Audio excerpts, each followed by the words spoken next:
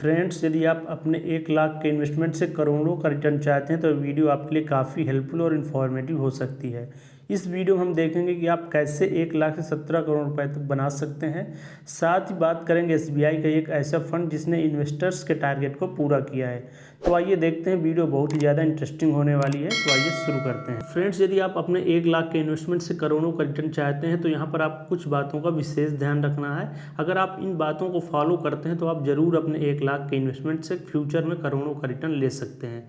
तो यहाँ पर जो सबसे पहले इंपॉर्टेंट बात यह है कि आपको एक ऐसी म्यूचुअल फंड स्कीम को चूज करना है जहाँ पर आपको लॉन्ग टर्म में कम से कम 17 से 20% का रिटर्न मिल जाए।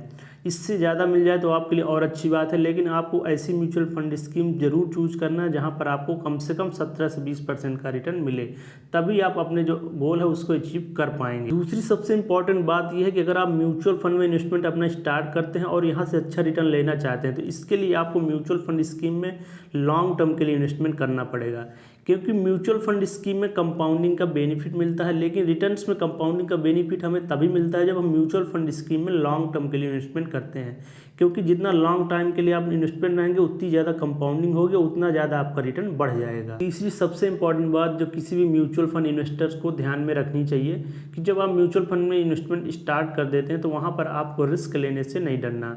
आइए इस बात को एग्जाम्पल के माध्यम से समझते हैं।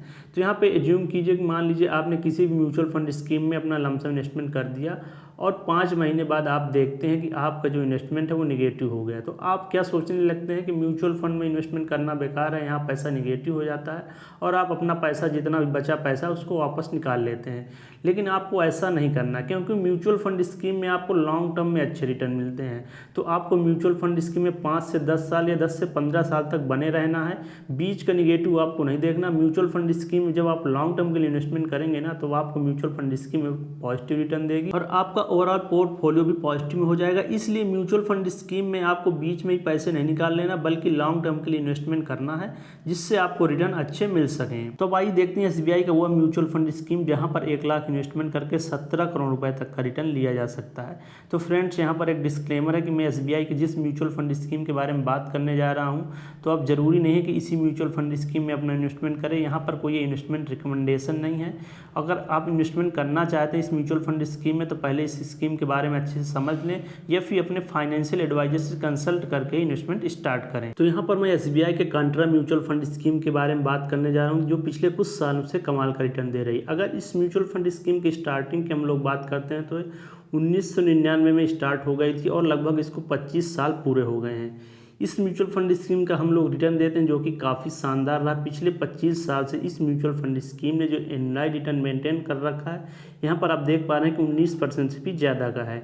इस म्यूचुअल फंड स्कीम का अगर हम फंड साइज की बात करते हैं तो फंड साइज भी काफ़ी बड़ा है। यहाँ पर 37,000 करोड़ रुपए से ज़्यादा बड़ा फंड साइज है। इसका मतलब काफ़ी लोग यहाँ पर अपना पैसा इन्वेस्टमेंट करके अच्छा खासा रिटर्न भी बना रहे हैं। इस म्यूचुअल फंड स्कीम में अगर हम एसआईपी इन्वेस्टमेंट की बात करते हैं तो इसमें आप मिनिमम 500 रुपये से एसआईपी स्टार्ट कर सकते हैं। एक्सपेंस रेशियो अगर हम लोग देखते हैं तो इसका एक्सपेंस रेशियो 0.59% है, जो कि 1% से कम है। ये काफ़ी अच्छी बात है।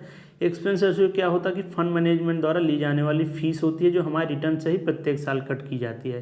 तो जब भी आप किसी म्यूचुअल फंड स्कीम में इन्वेस्टमेंट करें तो ये जरूर देखें उसका एक्सपेंस रेशियो कम ही होना चाहिए। 1% से अगर ज़्यादा है तो आपको एक बार सोचने की जरूरत है। 1% से कम है तो काफ़ी अच्छी म्यूचुअल फंड स्कीम आपके लिए हो सकती है। अब अगर इस म्यूचुअल फंड स्कीम की अगर हम लोग होल्डिंग की बात करते हैं कि ये म्यूचुअल फंड स्कीम हमारा पैसा इन्वेस्टमेंट कहाँ कर रही है, तो करंट टाइम में 103 कंपनीज में अपना पैसा इन्वेस्टमेंट कर रही है जो कि अलग अलग सेक्टर में काम करने वाली कंपनी है।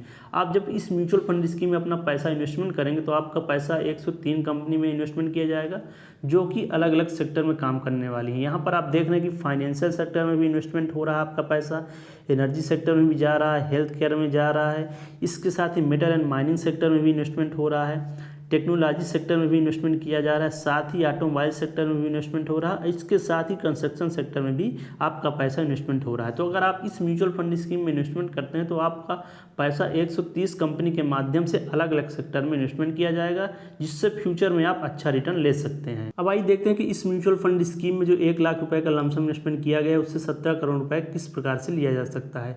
तो जब हम इस म्यूचुअल फंड स्कीम का रिटर्न एनालिसिस करते हैं तो यहाँ पर आप देख रहे हैं पिछले 25 सालों से इस म्यूचुअल फंड स्कीम ने जो एनुअल रिटर्न मेंटेन कर रखा है वो 19% से ज़्यादा, जो कि काफ़ी शानदार है। अब जिस इन्वेस्टर्स ने इसमें 1 लाख रुपए लमसम इन्वेस्टमेंट किया रहा होगा पिछले 25 साल पहले, आइए देखते हैं उसको इस समय किस प्रकार के रिटर्न मिल रहे होंगे। तो यहाँ पर अगर हम देखते हैं कि अगर इन्वेस्टर ने 10 साल तक के लिए इस म्यूचुअल फंड स्कीम में अपना इन्वेस्टमेंट कंटिन्यू रखा, तो यहाँ पर लमसम कैलकुलेटर से हम लोग कैलकुलेट करते हैं कि 10 साल में इस म्यूचुअल फंड स्कीम ने 5 लाख रुपए से ज़्यादा का रिटर्न दिया है। अगर इस म्यूचुअल फंड स्कीम में इन्वेस्टर ने 20 साल तक के लिए इन्वेस्टमेंट कंटिन्यू रखा, तो यहाँ पर 20 साल में हम लोग रिटर्न कैलकुलेट करते हैं लमसम कैलकुलेटर से। तो यहाँ पर आप देख रहे हैं कि 1 लाख की वैल्यू 20 साल में 32 लाख रुपए से ज़्यादा की बन के सामने आ रही है। तो यहाँ पर आप देख रहे हैं कि म्यूचुअल फंड स्कीम में लॉन्ग टर्म के लिए इन्वेस्टमेंट करने से कितना ज़्यादा बेनिफिट हो रहा है, कितना तेजी से रिटर्न बन रहा है। अब यदि वह इन्वेस्टर इस म्यूचुअल फंड स्कीम में अपने इन्वेस्टमेंट को 25 साल तक के लिए कंटिन्यू रखता, तो इस म्यूचुअल फंड स्कीम में आप देख पा रहे हैं कि 1 लाख की वैल्यू 25 साल में 77 लाख रुपए से भी ज़्यादा की बन के सामने आ रही है। तो म्यूचुअल फंड स्कीम में लॉन्ग टर्म में इन्वेस्टमेंट करने का फायदा आप देख रहे हैं कि आपको रिटर्न बेहतर मिल रहे हैं। अब यदि आप इस इन्वेस्टमेंट को और समय देते हैं और 35 साल तक के लिए इन्वेस्टमेंट कंटिन्यू रखते हैं, तो यहाँ पर एज्यूम करिए मान लीजिए आपको रिटर्न 19% नहीं 18% का ही मिला। तो यहाँ पर हम लोग कैलकुलेट करते हैं 35 साल में जो आपको रिटर्न मिलने वाला वो 3.28 करोड़ रुपए होने वाला है। वहीं अगर आप 5 साल और समय देते हैं इस म्यूचुअल फंड स्कीम में इस इन्वेस्टमेंट को, तो यहाँ पर 40 साल में हम लोग कैलकुलेट करते हैं लमसम कैलकुलेटर से, तो आपकी जो 1 लाख की वैल्यू है 7.5 करोड़ रुपए तक की होने वाली है। वहीं 5 साल अगर आप समय दे देते हैं इस इन्वेस्टमेंट को, तो यहाँ पर आपकी जो 1 लाख की वैल्यू हम लोग कैलकुलेट करेंगे, वहाँ पर आपको 17 करोड़ रुपए से ज़्यादा का रिटर्न यह म्यूचुअल फंड स्कीम दे सकती है। तो यहाँ पर आप देख रहे हैं कि म्यूचुअल फंड स्कीम में आप जब लॉन्ग टर्म के लिए इन्वेस्टमेंट करते हैं, तो यहाँ पर आपको अच्छे रिटर्न मिलते हैं, क्योंकि यहाँ पर कंपाउंडिंग यूज होती है और कंपाउंडिंग का बेनिफिट आपको लॉन्ग टर्म में ही मिलता है। इसलिए म्यूचुअल फंड स्कीम में जब भी आप इन्वेस्टमेंट करें तो लॉन्ग टर्म के लिए इन्वेस्टमेंट करें, क्योंकि लॉन्ग टर्म में ही म्यूचुअल फंड स्कीम आपको अच्छा रिटर्न देती है। फ्रेंड्स, यदि आप इस म्यूचुअल फंड स्कीम में अपना इन्वेस्टमेंट स्टार्ट करना चाहते हैं, तो अपने फाइनेंशियल एडवाइजर से सलाह लेकर ही इन्वेस्टमेंट स्टार्ट करें। दोस्तों, अगर आपको ये वीडियो अच्छी लगी हो और इन्फॉर्मेटिव लगी हो, तो इसको लाइक कीजिए, अपने दोस्तों के साथ भी शेयर कीजिए। ठीक है दोस्तों, मिलता हूँ नेक्स्ट वीडियो में एक नए टॉपिक के साथ। टेक केयर, बाय, जय हिंद।